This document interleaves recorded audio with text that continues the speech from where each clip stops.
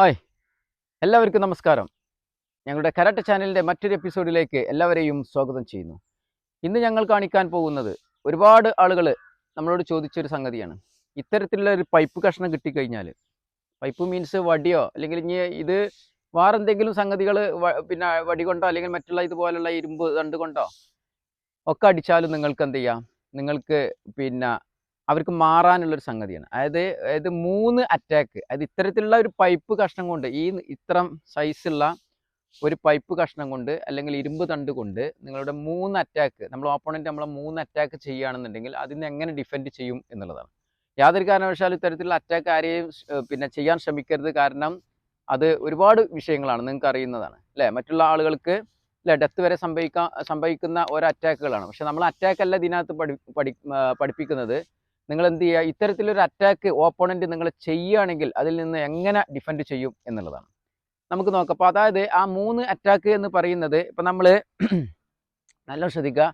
നമ്മൾ ആദ്യം വരുന്നത് അല്ലേ, ഈ ഭാഗത്തോട്ട് അടിക്കുക. ഇവിടെയൊക്കെ മർമ്മപ്രധാനമായിട്ടുള്ള ഭാഗമാണ്. അപ്പോൾ ഈ ഭാഗത്തേക്ക് അടിക്കുകയാണെന്നുണ്ടെങ്കിൽ വരും എപ്പിസോഡിൽ നിങ്ങൾക്ക് ഇത്തരത്തിലുള്ള മർമ്മങ്ങളും സംഗതികളും പഠിക്കുക. പക്ഷേ കഴിയുന്നതും ഇത്തരത്തിലുള്ള മർമ്മ വിദ്യകൾ നിങ്ങൾ പഠിക്കുക, ഒരു അധ്യാപകനെ സമീപിക്കുക, അതാവും ഏറ്റവും നല്ലത്. പക്ഷെ എന്താണ്, ഇത്തരത്തിലുള്ള യൂട്യൂബ് വീഡിയോസൊക്കെ കണ്ടിട്ട് മർമ്മങ്ങളൊക്കെ പഠിക്കുക എന്ന് പറയുന്നത് വളരെ അപകടം ഉണ്ടാക്കുന്ന ഒരു സംഗതിയാണ്. പക്ഷെ നമ്മൾ അതിനൊരിക്കലും നമ്മൾ എന്ത് ചെയ്യുക, മോട്ടിവേറ്റ് ചെയ്യില്ല, അതിന് പ്രചോദനം നൽകില്ല.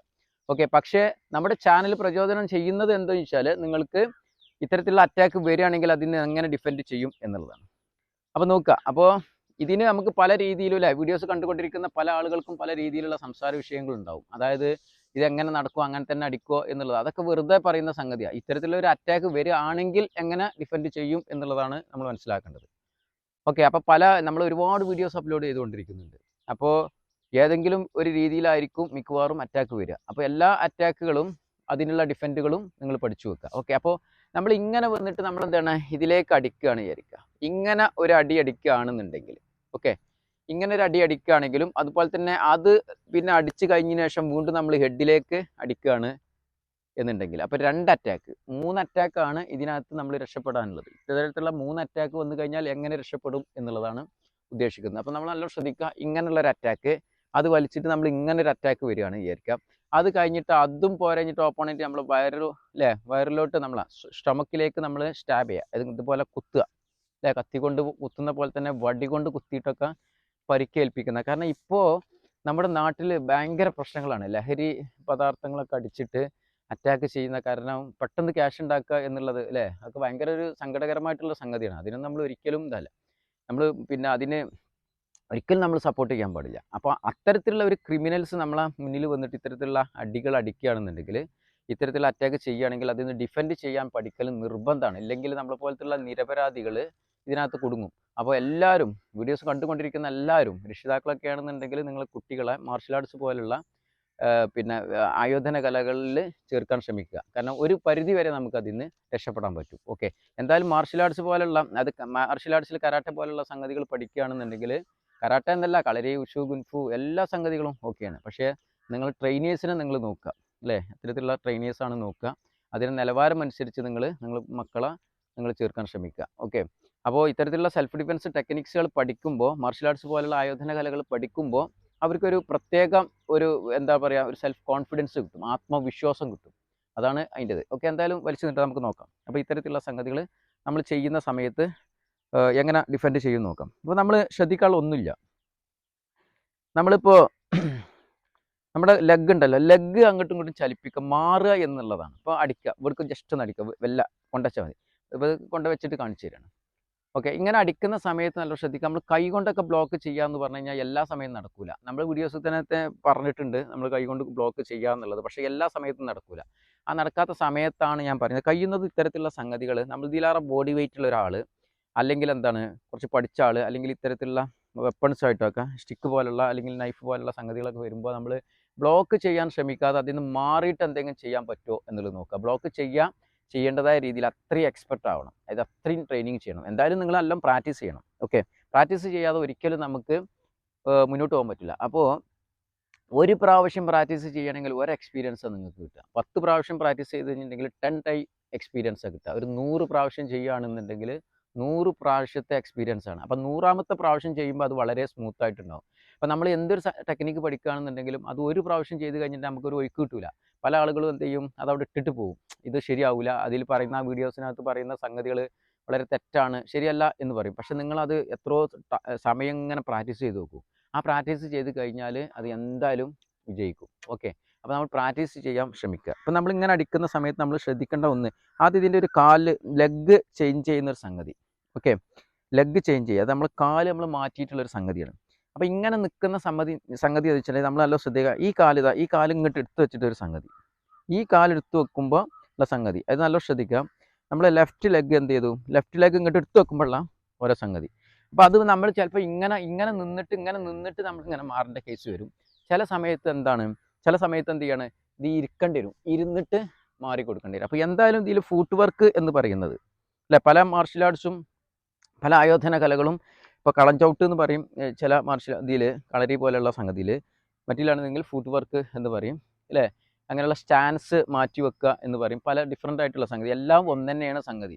ഓക്കെ, ഒരാളുകൾ ഓരോ സ്റ്റൈലുകൾ ഉണ്ടാക്കിയെന്നുള്ളൂ. അപ്പോൾ ഈ കാല് ഇങ്ങോട്ട് എടുത്ത് വെച്ചിട്ട് ഇങ്ങോട്ട് മാറുക. അതുപോലെ തന്നെ എന്താണ്, അപ്പോൾ അത് നല്ലോണം പ്രാക്ടീസ് ചെയ്യണം. ഈ കാല് ഇങ്ങോട്ട് എടുത്ത് വെച്ചിട്ടും മാറി കൊടുക്കണം. ഇതിലിപ്പോൾ 2 ഫൂട്ട് വർക്കുകളാണ് നടക്കുന്നത്. അത് ഈ ലെഫ്റ്റ് ലെഗ് ഇങ്ങോട്ട് എടുത്ത് വെച്ചിട്ട് ഇങ്ങോട്ട് മാറുന്ന സംഗതിയും റൈറ്റ് ലെഗ് ഇങ്ങോട്ട് എടുത്ത് വെച്ചിട്ട് മാറുന്ന സംഗതിയാണ് നമ്മൾ ഒരു ഇതിൽ ചെയ്യുന്നത്. അപ്പോൾ അത് നല്ലോണം പ്രാക്ടീസ് ചെയ്യണം. ഇത് നല്ല സ്പീഡാക്കണം. അതെന്ത് ചെയ്യുക, ഇങ്ങനെ കുനിഞ്ഞിട്ട് എന്താണ്, ഇങ്ങനെ ഇരുന്നതിന് ശേഷം ഇങ്ങനെ ചെയ്യണം. പിന്നെ അതുപോലെ നിന്നതിന് ശേഷം എന്ത് ചെയ്യുക, താന്നിട്ട് മാറി കൊടുക്കുക. ഇങ്ങനെയും പ്രാക്ടീസ് ചെയ്യുക. അതായത് ആദ്യം നിങ്ങൾ പ്രാക്ടീസ് ചെയ്യേണ്ടത്, നമ്മൾ പ്രാക്ടീസ് ചെയ്യാതെ ഒരിക്കലും നടക്കില്ലല്ലോ. ഓക്കെ, അപ്പോൾ ഇങ്ങനെ നിന്നിട്ട് നമ്മൾ എന്ത് ചെയ്യുക, ഈ കാലെടുത്ത് വെച്ചിട്ട് പ്രാക്ടീസ് ചെയ്യുക, ഈ കാലം ഇങ്ങോട്ട് എടുത്ത് വെച്ചാൽ ഇത് നിരന്തരം പ്രാക്ടീസ് ചെയ്യുക ഇങ്ങനെ. പിന്നെ എന്ത് ചെയ്യുക, നമ്മൾ ഇരുന്നിട്ട് പ്രാക്ടീസ് ചെയ്യുക. ഇങ്ങനെ ഇരുന്നിട്ട് നമ്മൾ പ്രാക്ടീസ് ചെയ്യുക. ഈ കാലം എടുത്ത് വെക്കുമ്പോൾ ഈ കാലം കൊണ്ട് വരിക. പിന്നീട് ചെയ്യേണ്ടതെന്ന് വെച്ചാൽ ഇങ്ങനെ നിന്നിട്ട് എന്ത് ചെയ്യുക, ഇരിക്കലും മാറലും ഇതെല്ലാം പ്രാക്ടീസ് ചെയ്യുക. ഇത് പ്രാക്ടീസ് ചെയ്യുക. ഇതാണ് ഇതിൽ ഒരു ഫുട് വർക്ക്. പിന്നെ രണ്ടാമത്തെ ഫുട് വർക്ക് നിങ്ങൾ ചെയ്യുക എന്ന് പറയുന്നത് എല്ലാം ശ്രദ്ധിക്കുക. ഇങ്ങനെ നിൽക്കുന്ന സമയത്ത് ഓപ്പോണൻറ്റ് ഇങ്ങനെ നിൽക്കുകയാണെന്നുണ്ടെങ്കിൽ, അപ്പോൾ നമ്മൾ എപ്പോഴും നമ്മൾ സങ്കല്പിക്കുക, ഇമാജിനേഷൻ ചെയ്തിട്ട് ചെയ്യുക. ഇമാജിനേഷൻ ചെയ്യുക എന്ന് പറഞ്ഞിട്ടുണ്ടെങ്കിൽ, ഇപ്പോൾ ഷാഡോ ആയിട്ട് ഒരു നിഴൽ ഉള്ള പോലെ, അതായത് ഓപ്പോണൻറ്റ് ഉണ്ട് എന്ന് സങ്കല്പിക്കുക. നമുക്ക് ഓപ്പോണൻറ്റ് കിട്ടാഞ്ഞാലും നമുക്ക് എന്ത് ചെയ്യാം, അവിടുന്ന് നമ്മളൊരു അറ്റാക്ക് വരുന്നുണ്ട് എന്നുള്ള ലെവലിൽ എന്ത് ചെയ്യുക, മാറിയിട്ട് നമ്മൾ എന്ത് ചെയ്യുക, നല്ല ഇമേജിൻ ചെയ്യുക, അവിടുന്ന് വരുന്നുണ്ട് എന്നുള്ള ലെവലിൽ നമ്മൾ മാറിയിട്ട് ചെയ്യാം. ഓക്കെ, അതാണ് നമ്മൾ ഇമാജിനേഷൻ ചെയ്തിട്ട് ചെയ്യാമെന്ന് പറഞ്ഞു. ഇനി അടുത്തൊരു ഫുട് വർക്ക് എന്ന് പറയുന്നത് ഇങ്ങനെ നിൽക്കുകയാണ്. ഓപ്പോണൻറ്റ് കുറച്ച് നിൽക്കുക. ഓപ്പോണൻറ്റ് ഇങ്ങനെ നിൽക്കുന്ന സമയത്ത് നല്ല ശ്രദ്ധിക്കുക. ഈ കാലം എന്ത് ചെയ്യുക, ഈ കാലം ഇങ്ങോട്ട് ഈ കണ്ടില്ലേ, ഈ റൈറ്റ് ലെഗ് എന്ത് ചെയ്യുക, തിരിച്ചിട്ട് നേരെ മാറി കൊടുക്കുക. ഇത് നമുക്ക് ഒരു ആളെ അറ്റാക്കിൽ നിന്ന് നമുക്ക് മാറാനുള്ള സംഗതിയാണ്. ഓക്കെ, അതേപോലെ തന്നെ എന്ത് ചെയ്യുക, ഇങ്ങോട്ടും ഈ കാലം ആദ്യം തിരിച്ചു കൊടുത്താൽ മതി. ഇതിങ്ങനെ തിരിക്കാതെ നമ്മൾ എന്ത് ചെയ്യുക, കണ്ടോ, ഈ കാല് തിരിച്ചു കൊടുക്കുക. പല രീതിയിലും ചെയ്യാട്ടോ, ഇതൊരു പ്രൊഫഷണലായിട്ട് നമ്മളൊരു സംഗതി പറഞ്ഞു എന്നുള്ളൂ. അപ്പോൾ ഇത് നമ്മൾ ചെയ്ത് കൊടുക്കുക. ഇത് അതേപോലെ തന്നെ കൊണ്ട് തിരിക്കുക. ഇനി ഇവിടെയാണെന്നുണ്ടെങ്കിലും ഈ സൈഡിലേക്ക് തിരിഞ്ഞു കൊടുക്കുക. കണ്ടോ, അപ്പോൾ നേരെ ഇങ്ങോട്ട് റിലീസായി പോകും. അപ്പോൾ ഇങ്ങനെയുള്ള 2 ഫുട് വർക്കുകൾ എല്ലാം പ്രാക്ടീസ് ചെയ്യാം. അത് പ്രാക്ടീസ് ചെയ്തതിന് ശേഷം നമുക്ക് നോക്കാം ഇതെങ്ങനെ വരുന്നതെന്നുള്ളത്. അപ്പോൾ സ്ലോയിൽ കാണിക്കുന്ന സമയത്ത് പല ആളുകളും തോന്നുന്നു എന്താണ്, അത്ര സ്ലോവിൽ പിന്നെ ആരെങ്കിലും ചെയ്യുക, ഓപ്പണൻറ്റ് ചെയ്യുക, ഭയങ്കര സ്പീഡിലല്ല ചെയ്യുക എന്നുള്ളത്. അതാണ് ഞാൻ പറഞ്ഞത്, കുറേ പ്രാക്ടീസ് ചെയ്യുമ്പോൾ ഓട്ടോമാറ്റിക്കായിട്ട്. അപ്പോൾ ആദ്യം ഓപ്പണൻറ്റിനെ നിങ്ങൾ ആരെങ്കിലും റിലേറ്റീവോ അല്ലെങ്കിൽ നിങ്ങൾ വേണ്ടപ്പെട്ട സുഹൃത്തുക്കളെ കൊണ്ട് ആദ്യം വെല്ലം ഇങ്ങനെ അടുപ്പിച്ചതിന് ശേഷം അതിൽ മാറി ചെയ്തതിന് ശേഷം ആദ്യം ഫുട് വർക്ക് ചെയ്യുക, പിന്നെ സ്റ്റിക്ക് കൊണ്ട് അടുപ്പിക്കുക. ഏതെങ്കിലും ഈ വെയ്റ്റ്ലെസ് ആയിട്ടുള്ള എന്തെങ്കിലും കൊണ്ട് വെല്ല ഇങ്ങനെ അടുപ്പിച്ചാൽ മതി. പിന്നീട് റിയൽ ആയിട്ടുള്ള നല്ല പൈപ്പായിട്ട് തന്നെ അടിച്ച് പറ്റിക്കുന്ന രീതിക്ക് കൊണ്ടുവരണം. അതൊക്കെ അവസാനം. ഓക്കെ, അപ്പോൾ പ്രാക്ടീസ് ചെയ്യുന്ന സമയത്ത് എന്തെങ്കിലും ഇഞ്ചുറി ഒക്കെ പറ്റിക്കഴിഞ്ഞാൽ നമ്മൾ ഉത്തരവാദിയല്ല. കാരണം നമുക്കും പറ്റുന്ന സംഗതിയാണ്. പ്രാക്ടീസ് ചെയ്യുമ്പോൾ നമ്മൾ പലതും സംഭവിക്കും, പക്ഷെ പ്രാക്ടീസ് ചെയ്ത് കഴിഞ്ഞിട്ടുള്ള റിസൾട്ടിൽ ഒന്നും സംഭവിക്കരുത്. അതാണ് വളരെ ശ്രദ്ധയോട് കൂടിയിട്ട് വേണം.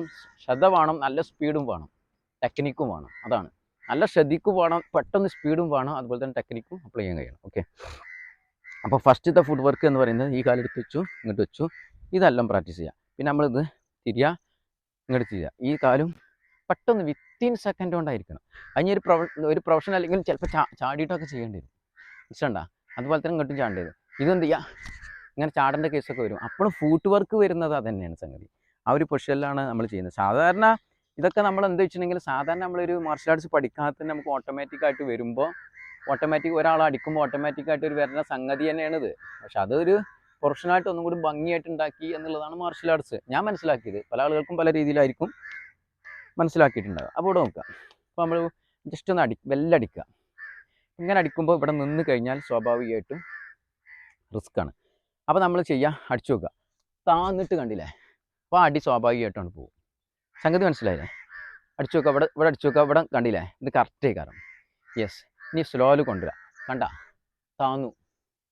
താന്നു. ഇനി അഥവാ എന്താ പറയുക കുറച്ചും കൂടി താത്തിയിട്ട് വരികയാണെന്നുണ്ടെങ്കിൽ ചെയ്യുക, താത്തുക, കണ്ട പെട്ടെന്ന് മാറി കൊണ്ടിരിക്കുക.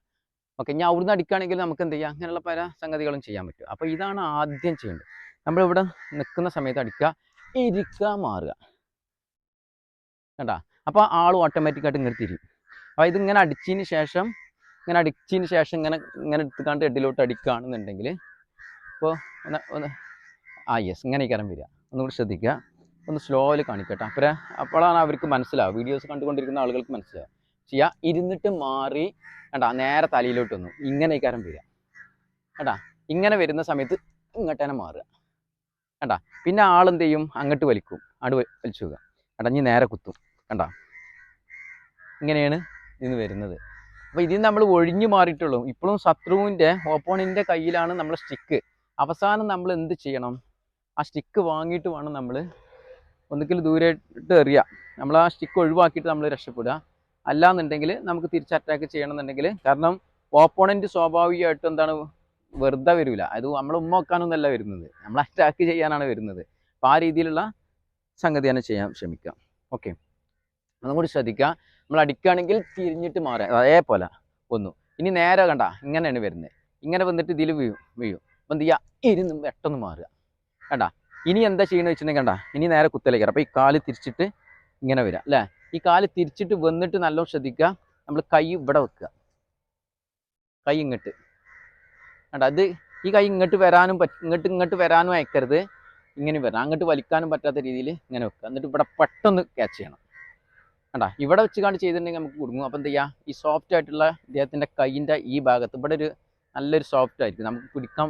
അത് പെട്ടെന്ന് ചെയ്യണം കേട്ടോ, പെട്ടെന്ന് ചെയ്യും വേണം. പിന്നെ അതുപോലെ തന്നെ എന്താണ്, ഇവിടെയൊക്കെ നമ്മൾ എന്ത് ചെയ്യണം, പുഷപ്പ്, പുള്ളപ്പ് പോലുള്ള സംഗതികൾ, അപ്പോൾ ഇതുപോലെയൊക്കെയുള്ള സംഗതികളൊക്കെ ചെയ്ത് നെക്കിളൊക്കെ ചെയ്തതിന് ശേഷം എന്ത് ചെയ്യാം, ഫിംഗറൊക്കെ ചെയ്തതിന് ശേഷം നല്ല ഫുള്ള് ടൈറ്റ് ആക്കണം. ബോഡി ഫിറ്റ് അല്ല എന്നുണ്ടെങ്കിൽ നമുക്ക് ഒരിക്കലും ചെയ്യാൻ പറ്റില്ല. അപ്പോൾ നല്ല ശ്രദ്ധിക്കുക. നമ്മൾ മാറിയതിന് ശേഷം നമ്മൾ ഇവിടെ വെച്ചു. ഇവിടെ വെച്ചതിന് ശേഷം എന്താ, വിത്തിൻ സെക്കൻഡ് കൊണ്ട് നമ്മൾ ഇങ്ങനെ വെക്കണം. അല്ലാതെ സ്ലോയിൽ വെച്ചാൽ ഒരിക്കലും നടക്കില്ല. ഇതൊക്കെ വലിക്കാനുള്ള സമയം ഉണ്ടാവും. അപ്പോൾ ഇതെന്ത് ചെയ്യുക, വലിച്ചു നോക്കുക, വേണ്ട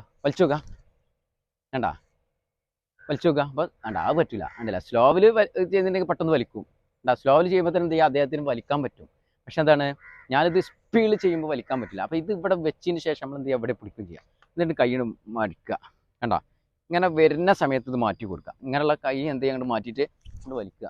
എന്നിട്ട് നമുക്ക് എന്ത് ചെയ്യാം, നമുക്ക് തിരിച്ച് അതേപോലെ തന്നെ നമുക്ക് ഇങ്ങനെ കുത്തിയതിന് ശേഷം ഇങ്ങനെയൊക്കെ നമുക്ക് എന്ത് ചെയ്യാം, അറ്റാക്ക് ചെയ്യാൻ പറ്റും. അപ്പോൾ ഒന്നുകൂടി ശ്രദ്ധിക്കുക, ഫസ്റ്റ് മുതൽ ശ്രദ്ധിക്കുക.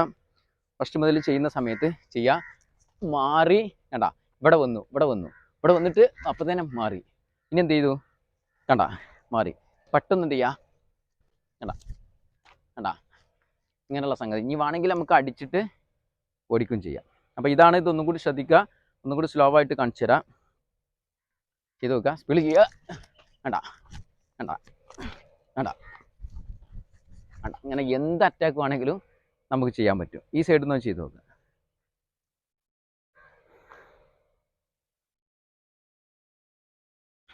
ചെയ്യാം, സ്പീഡ് ചെയ്യുക, പവർ മാക്സിമം പവർ. കണ്ട ഇതിപ്പോൾ നിന്ന് തരികയാണ് ആള്. കാരണം എന്താ, നിന്ന് തരികയെന്ന് പറഞ്ഞെങ്കിൽ ഇത് ഞാൻ അറ്റാക്കും ചെയ്യുന്നില്ല. ഇത് കാരണം എന്ന് വെച്ചാൽ ഇവിടെ വെക്കുക, അത് കുത്തി വെക്കുക, ഇങ്ങനെ കുത്തിയ. ഇത് നമ്മളിങ്ങനെ കുത്തിയിട്ട് നമ്മൾ പെട്ടെന്ന് ഇത് മാറ്റിയതിന് ശേഷം എന്ത് ചെയ്യുക, ഇത് പിന്നെ ഇവിടേക്ക് തന്നെ വേണമെന്നില്ല, എവിടേക്കാണ് വേണ്ടത് വെച്ചാൽ നമുക്ക് കൊടുക്കാൻ പറ്റും.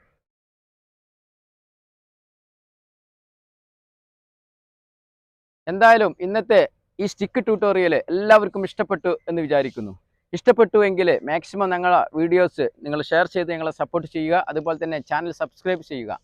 സബ്സ്ക്രൈബ് ചെയ്ത് കഴിഞ്ഞാൽ ഇതുപോലെ ഞങ്ങൾ അപ്ലോഡ് ചെയ്യുന്ന വീഡിയോസ് നിങ്ങൾക്ക് എന്ത് ചെയ്യാം, നോട്ടിഫിക്കേഷനായിട്ട് നിങ്ങളുടെ മൊബൈലിൽ നേരിട്ട് കിട്ടുന്നതാണ്. ഓക്കെ, എന്തായാലും വീഡിയോസ് കണ്ടുകൊണ്ടിരിക്കുന്ന എല്ലാവർക്കും ഒരുപാട് നന്ദി അറിയിച്ചുകൊണ്ട് ഇന്നത്തെ ഈ എപ്പിസോഡ് ഞങ്ങളിവിടെ വൈൻഡപ്പ് ചെയ്യാണ്. Okay, thanks for watching. By.